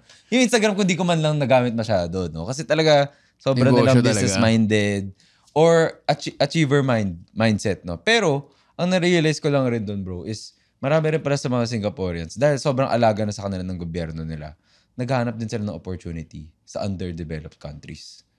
Sobrang yaman na kasi sila. Sobrang yaman na kasi. Like, what a problem to have diba? No? Parang kung magsimula kang negosyo doon, bro, Mahirap kasi lahat. Wala nang opportunities. Masarap na yung mga buhay nila, diba? That's why, doon ko na-realize, bro, shit, tayo pala mga Pilipino, tayo rin yung target market nila. Diba? Kasi underserved tayo, bro. 110 million diba? Consumers. May naisip nga ako na, trinay ko sa open mic na joke, pero medyo hilaw pa. Sabi ko, alam nyo may pag-asa yung Pilipinas eh. Yung Pilipino, wala. Kasi parang, joke lang siya, pero naisip ko, kung makakahanap ka ng businessman, naglalaway sa Pilipinas eh. Exactly. Daming opportunity. Exactly. Pero kung Pilipino ka, wala, gigising ka, titingin ka ng politiko. Kaya tayo numulad. Hindi ko sasabing lahat ganun or ano. Pero alam mo yun, iba yung mindset talaga na, bakit naglalaway yung mga ibang tao sa, sabihin lang, growing population, tapos magaling mag-English. Magaling mag-English. Isa pa, youth. Ibang bansa, Japan and others, matatanda na yung population, pa-retired na. Dito sa Pilipinas, the medium age is 20 plus years old. So, ang growth ng economy ng Pilipinas, theoretically, kailangan malaki. Kasi lahat nag-ambition pa mag-grow ng family, own property, magtrabaho. Tama ka. So yun, pero pag, bilang sa lens ko, yun lagi yung theme ko na parang ito yung dahilan kung bakit di tayo umuunlad. Tapos nung nakita ko yung podcast nyo, nag-binge watch nga ako ng mga businessman. Tapos parang ibang-iba yung nakikita nila na, totoo ba yung sa Chinese, pareho yung character or ano lang ba yun? Ay, totoo yan. Sa Crisis Chinese, ito nakakatawa. Sabi ko nga, yung mga Chinese ng unang panahon, ang galing mag-isip. Yung word for crisis, yung Chinese word for crisis, made up of two characters. Wei Ji. Ang Wei, pag i-separate mo yung dalawang character, yun Wei, pag isa lang siya, ibig sabihin niya danger. Panganib, danger. Yung Ji, ang ibig sabihin niya pagkakataon or opportunity. Danger and opportunity. Pag i-combine mo, ibig sabihin niya crisis. So, nasa utak ng lahat ng Chinese, nasa psychology talaga, parang built-in na, pag may nakita kang crisis o naumpog ka sa crisis, whether emotional, financial, political, or any crisis, wag kang mag-suicide sa Pasig River or give up. Napaka-specific ng Pasig River. Natawa lang ako sa example mo. Sorry. Pero ang ibig sabihin, sige, sorry, go ahead. Sa bawat crisis, may element of danger. Talagang may panganib dyan. Pero hanapin mo ang pagkakataon. Always built in ang pagkakataon. Kaya nakakatuwa. Lahat ng crisis, pag Chinese, ginamit na rin ng mga Koreano at Japanese yan. In fact, may nakita akong lumang magazine na Forbes magazine yata. In-interview yung boss ng Samsung. Tapos nagpipictorial sila, yung American journalist. Kumuha siya ng calligraphy, yung brush. Sinulat niya yung word na iba pala, hindi pala crisis. Sinulat niya yung crisis, yung word na ren. Yung Chinese character naman ng ren, ano siya sa English? Perseverance. Pagtsatsaga ba yun? Pagkitiis. Perseverance. Pero ang maganda, yung word na perseverance sa Chinese, made up of two characters din. Ang unang character sa taas, dagger. Kutsilyo. Tapos sa baba, puso, heart. So sabi sa akin ni Lucia Tan, nakaganyan ang kutsilyo sa taas ng puso mo, kaya mo pa, pagtitiis yun. Sabi ng ibang tao, parang nakasaksak na nga nakasaksak na sa puso mo yung kutsilyo. Kaya mo pa, Grabe. perseverance. Yun ang Chinese character na ginagamit ng mga Hapon sa character na ninja. Yung ninja is Chinese word for perseverance. Yun, sinusuot ng mga Hapon. Yung mga Naruto. Tas may word, may word. Yun. Perseverance. Kaya maraming mga built-in ideas ang mga Chinese culture na nakakatulong to everyone. Pag ginugal mo yan, Victor, pag ginugal mo, speech ni John F. Kennedy, American President, sinabi niya yan, there is a Chinese word crisis which made out of two characters, danger and opportunity. Ginamit yan ni John F. Kennedy sa speech niya. Oo. Malamang dun sumikat yun eh. No? Kaya nga tinanong ko, totoo ba yun? Totoo yun. Nagbalilang basa ng Amerikano. Kaya lahat tayo, kahit anong krisis sa buhay, kahit anong krisis, sa anong pagkakataon dyan? Ganda. May pagkakataon yan. To be a better person, to change, to become, mayroon. Yung nga yung yung ganun, parang dalawang opposite na kino-combine. Yes. Parang yun yung naiisip ko na yung America-China issue na pinipilit tayo ng mga Papiliin hindi ko sa alam. dalawa. Oo. Pero sila nag-uusap na. Oo. Next week mag-uusap na sa Switzerland. Ini-imagine ko, talaga ba? Oo. Yung nga, ini-imagine ko parang ginagamit ba tayo ng mga matataas na pag-awayin para... Pero sila nag-uusap. Pero sila kausap nila lahat. Kagabi nakita ko lang sa balita, in-announce ng China, nakakatawa. Kasi si Trump, di ba, sabi, call me first. Hindi pa tumatawag, ilang linggo na. Oo nga eh. Inis. Tapos in-announce ni China kahapon, the US government approached us, inviting us to a meeting. Sabi niya, Ang angas, Switzerland, we will go there. And sabi niya, pero sabi nila, yes, we will meet with you, pero on equal terms, ha? Sabi. Yun nga. Hindi kailangan tayo, hindi ka na. pero sila mag-uusap na. Baka iwanan tayo naman. Ginagawa tayong pawns no? Hindi ko alam bakit. Di ba? Pinaaway-away tapos... Talaga ba? Nag-uusap din si Putin tsaka Zelensky. Hindi, si Putin tsaka si Trump, magkaibigan. Putin Oo nga, no? Oo, kawawa yun si Zelensky tsaka Ukraine. Oo. Kawawa ngayon ang Ukraine. Kaya going back dun sa fact na napakinggan ko sa podcast nyo na naliwanagan ako na, importante yung politika, pero intindihin mo na yung ekonomiya kasi yun yung pangkain mo eh.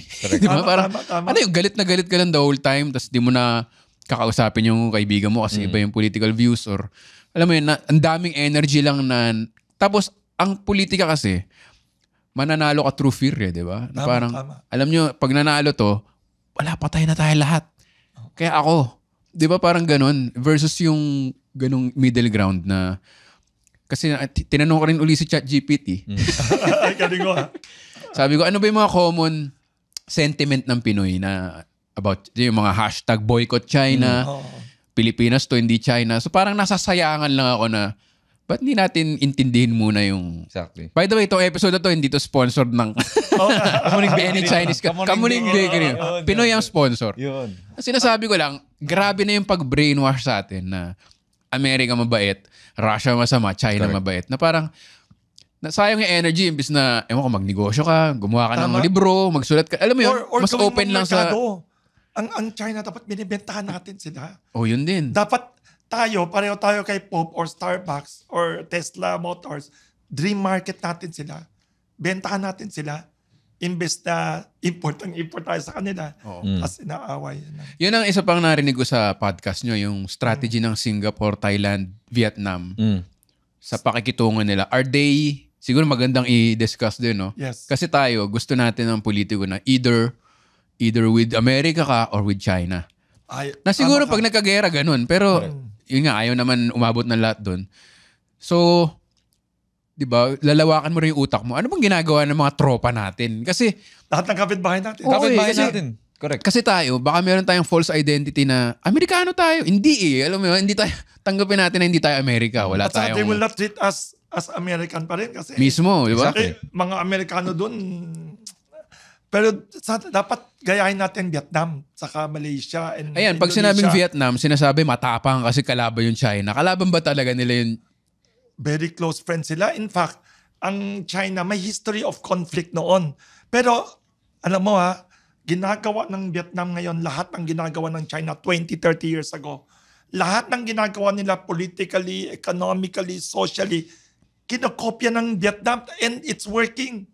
Yung economy nila, 5 years ago, linampasan na daw tayo. Nagulat ako. Kasi we were richer than Vietnam. Sila, winasak sila ng gera. Tayo, they're ahead of us 70s lang yung gera nila, di ba? 75 tayo hanggang ngayon, sinisisi natin, Spanish pa rin. Oo nga. Tagal na.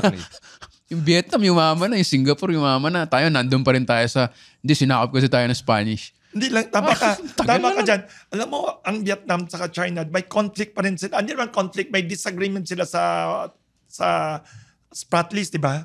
Pero in-announce lang nila last month o 2 months ago, they will cooperate sa modern train. Construction ng modern train doon. Na kailangan natin yan. Train dito. Dapat negosyo lang. Bentahan natin sila. Yan, maganda. Bentahan natin ang China. Asan yung negosyo side natin na parang, okay, nag-aaway to. Pag nanalo sila, talo tayo pareho eh. Dapat mag-benefit din tayo, di ba? Dapat bentahan natin Amerika, pati China, pati Russia. Tapos pag ang away nila, huwag tayo sumali sa away nila. Bahala sila magkipagsuntukan. Bahala sila magsuntukan sa sarili nila. Marami nga nagalit sa YouTube video namin nun. Kasi parang there's no such thing talaga daw according to them as dapat wag kang gigit na dyan, di ba? But you will always have to choose a side. Alam mo yun? So, pero, ganyan talaga sentimento ng mga netizens natin ngayon. Kasi araw-araw sa dyaryo, sa TV. Exactly. Maraming negative news about nangyayari sa Parang nag-glorify yung mga masyadong parang Hollywood kasi yung narrative na yan eh, di ba? Kasi black and white. Pag manood ka ng Hollywood, puro sila individualism eh, di ba? Lahat ganon. Merong isang institution, tapos yung isang rebelde, tapos siya yung tama. So parang isipin natin na ganun ba talaga tayo? Na Hollywood lang tayo bigla na if you don't stand for something, you will fall for anything. Exactly. Gagawin mo wallpaper yun. Di ba? Pero yun nga, may other side yata na may ibang matututunan natin sa ibang culture, di ba? Ganun. Yep. Pati nga Russia, hindi natin kaibigan. Dapat kinakaibigan natin. Sa Thailand daw, 1 million Russia tourists a year.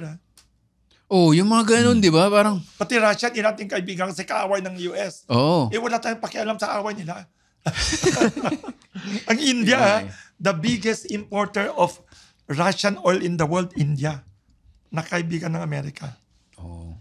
Dapat practical tayo. Agree. Kaya yun nga, dahil nga sa podcast nyo, hindi ko nga alam, feeling ko na explore page lang sa Instagram. Tapos parang pinanood ko, tapos may sense tong dalawa. Tapos parang YouTube ko na, tapos parang, alam mo yun, nag-rabbit hole ka na parang refreshing, lalo na ngayon, election. From yung negative awayan ba ngayon, parang merong, parang selfish. In a way, selfish, pero collective din na, yung ekonomiya rin, kasi parang doon tayo kakain eh. Hindi naman tayo aasa lang sa pag nanalo to, okay na buhay ko. Yung mga ganun. Kaya pakinggan nyo, Pandesal Talks. Promote nyo yung podcast nyo or yeah, I mean, syempre yung bakery na. I mean, every 1-2 weeks nagre-release kami ng new episode sa Pandesal Talks. So yeah, I mean, in the new era of Pandesal Talks, mukhang may dadalhin na kaming guest ni Wilson. Baka pwede siya imbitahin din siya. Of course. Baka makita nyo si Victor Anastasio rin sa show namin. The whole episode, kumakain lang ako. Alam mo, pinakamasarap na pagkain para sa akin? Free food. Ilocano ako eh. Alam mo, nasa Bible yan. Hindi ako religious. Sasabi sa Bible. Sabi naman, sa Bible ba sinabi yun na stolen water is sweet. Free food is more delicious. Exacto, may bagong produkto si Wilson ngayon. Yung mani niya. Sa Kamuning Bakery, napakasarap ng mani niya. Yung matsang, pwede pakita mo lang. Yung matsang din pakita natin. Pakita mo lang, kahit na mo buksan. Pag magpinakainin niya mamaya, kasi baka mahirapan Messi. Alam mo itong matsang, bagay ito sa election season. Ayun sinasabi mo matsang? Oo, alam mo matsang. I'll tell you, pag matutuwa ka bakit.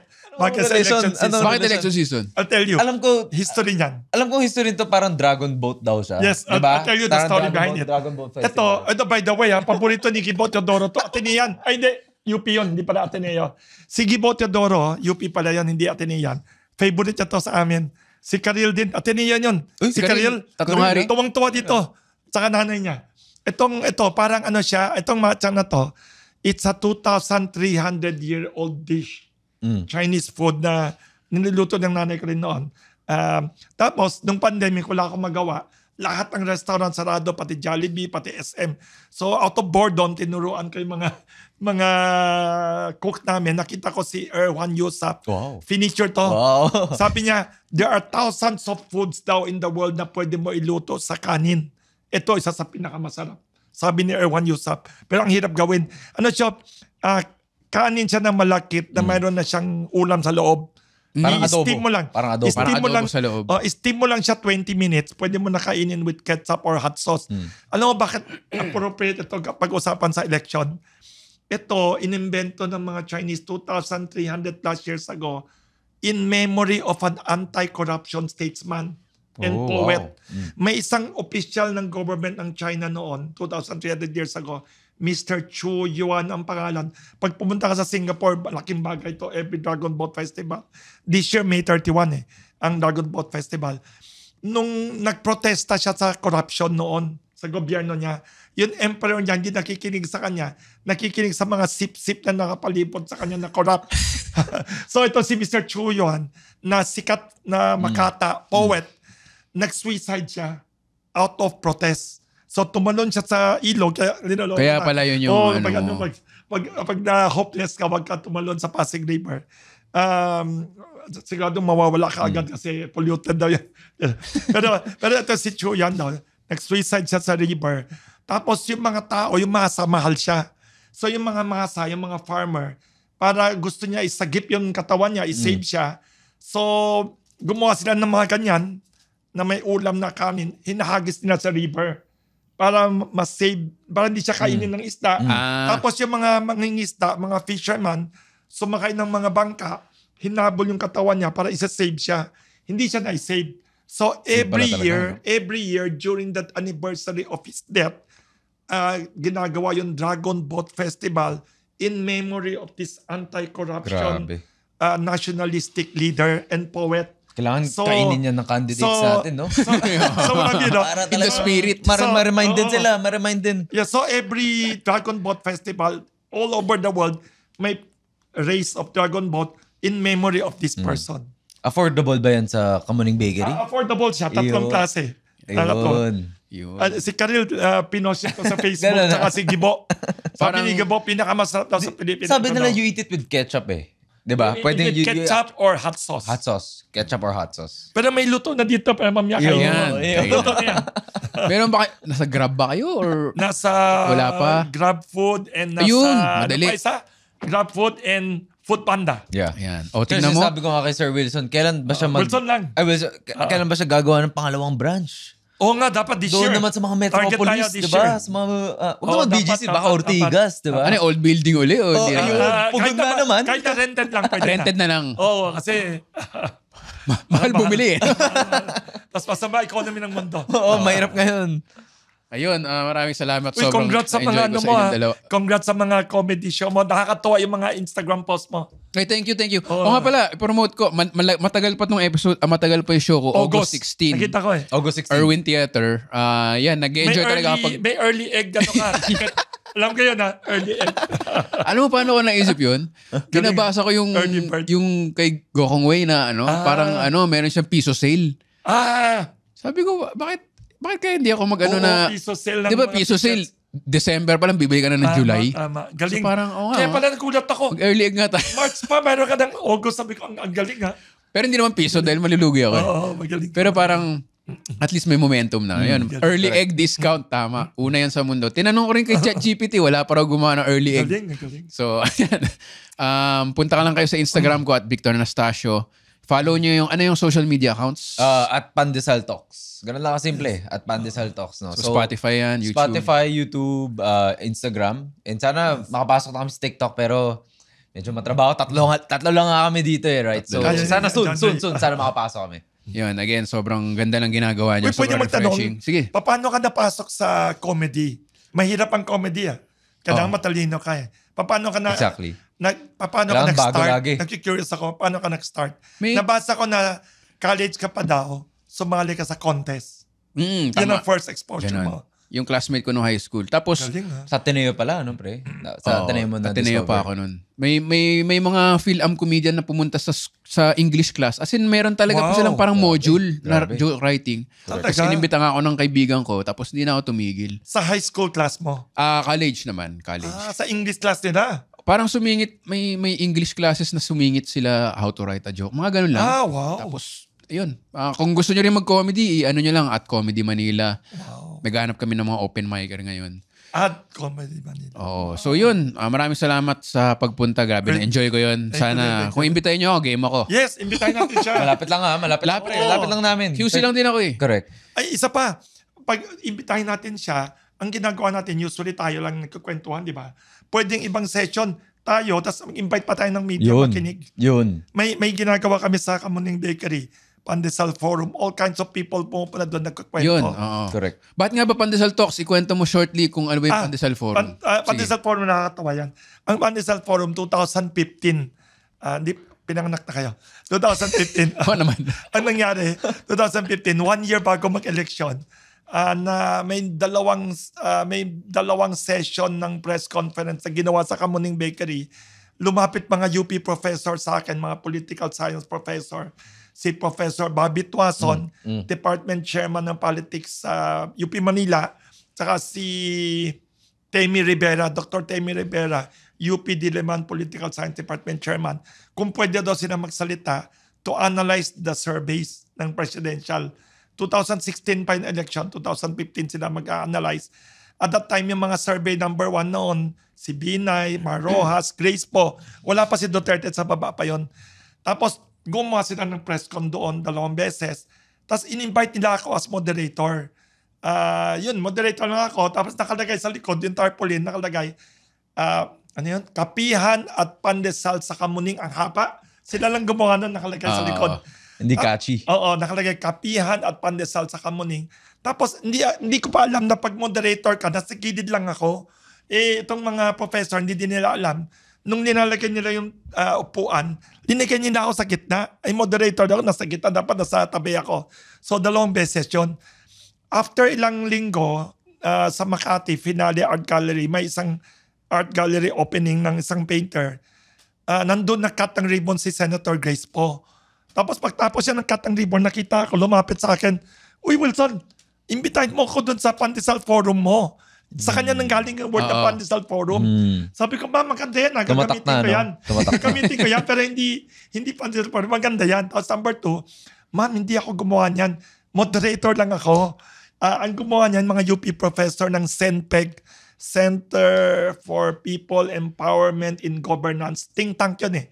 Sabi ko, "Ma'am, imbitahin ko kayo." Sabi niya, "Oo, sige papatakbo ako presidente next year. Imbitahin mo ako." Sabi niya. Hindi, nag-agree na ako. Tapos sabi ko, "Ma'am, kaya kita imbitahin sa Kamuning Bakery." Sabi niya, "Sa last part ng campaign, wag sa unahan Kasi pag last part na, saka na tayo dyan." Memory kasi, talaga no? Okay na, 2015 yan, September. Walang biro, hindi ko pa na-explain kay Grace po to, nakakatawa. And then after that, wala pang 3-4 days, Sunday to biglang tumawag si Binay, Vice President of the Philippines. Hindi kami close kasi may habit ako, may calling card ako, kahit saan namimigay ako ng calling card sa social occasion, anything namimigay. Nakuha niya card ko yata, number ko.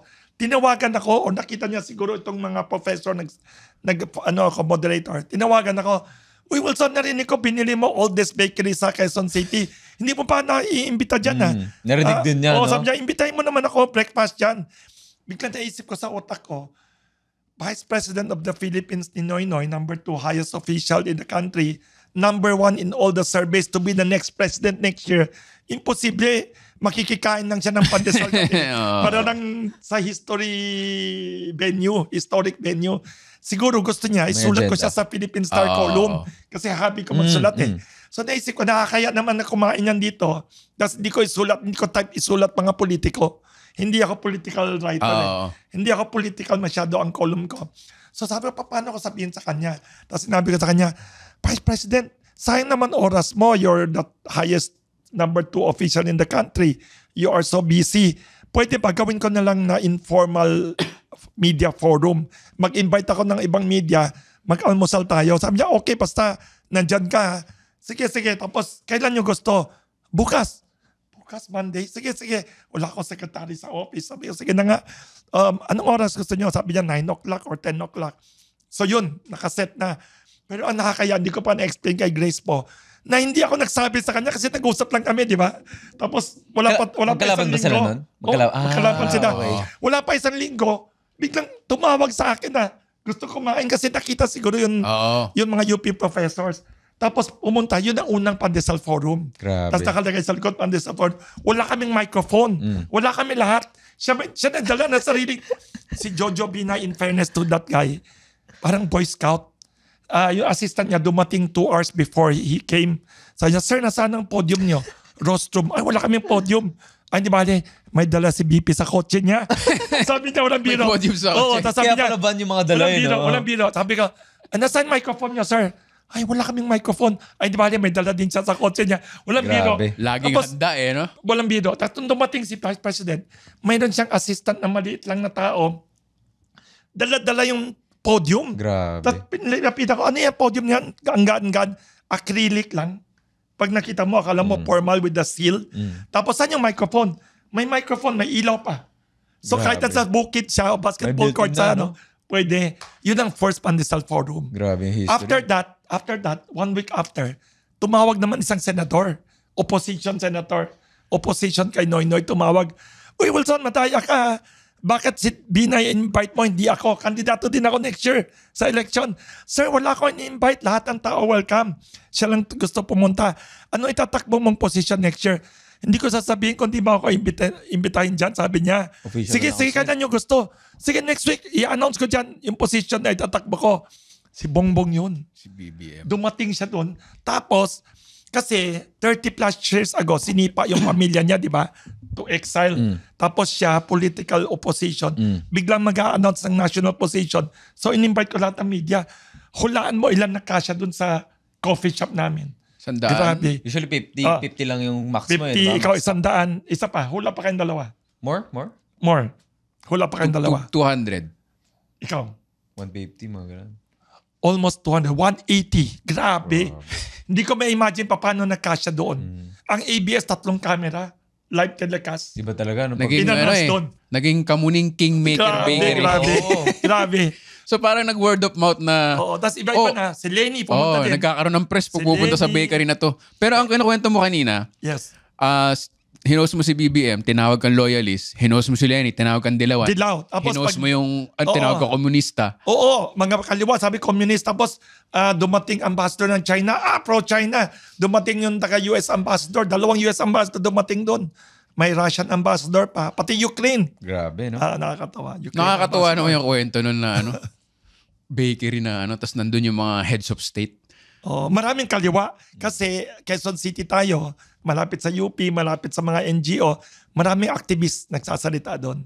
Yun. So ganun lang. Pangalan naman ng podcast namin, Pandesal Talks. Kinuha lang namin, di ba? Kasi siya nag-isip yan, magaling. Kaya kala ng tao, minsan, ano ba to? Podcast ba to? Puro pandesal lang, di ba? Puro bakery lang ba? Ano ba to? Cooking show?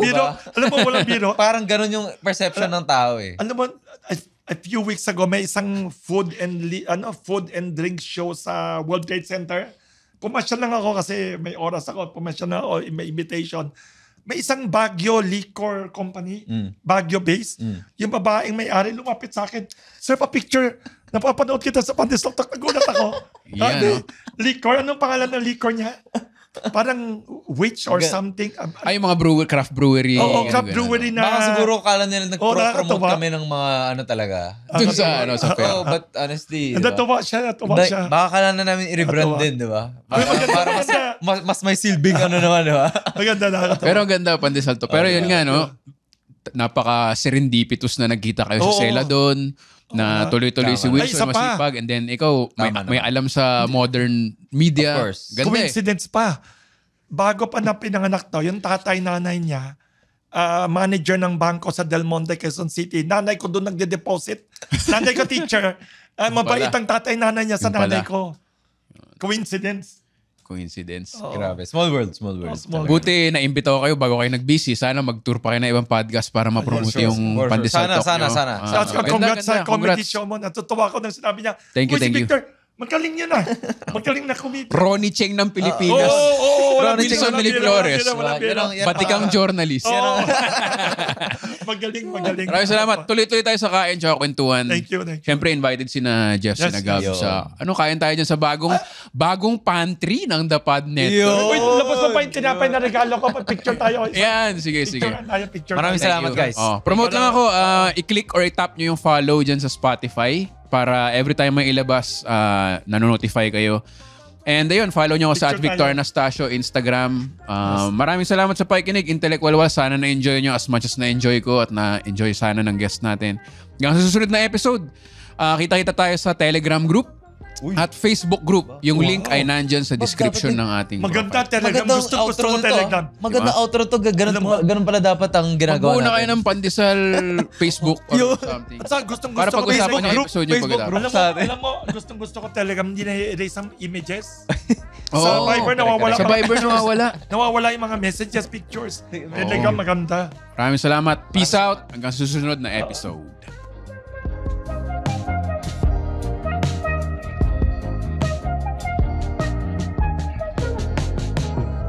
The opinions of podcast creators, hosts, and guests are not necessarily reflective of the official stance of the Pod Network Entertainment, its hosts, or other network programs. The content created by the people behind the podcast is personal and not meant to harm any religion, ethnicity, group, organization, company, or individual.